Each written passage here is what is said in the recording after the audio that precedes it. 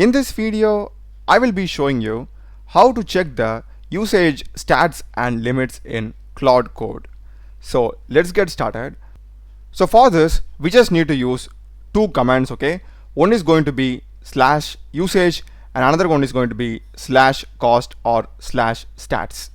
So this applies for both pro as well as the people who are using with their API login. So first, let me go to my Claude Code. It's going to be / just type usage and hit enter. So as it clearly says here, it will show current session cost, plan usage and activity stats. As you can see, we have got the total cost, total duration, and next is the number of lines changed, added as well as removed. We're having the usage by model, the input, output, and apart from that, another one is the status as well as the stats. Hit enter. And here we'll be having the usage of monthly basis.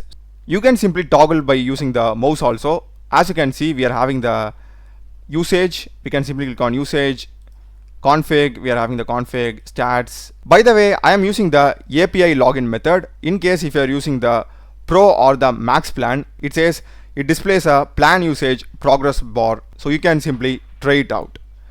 That's a video, guys. Do check the playlist of my channel. Done a lot of videos in programming and AI tools. Subscribe me. Thanks for watching.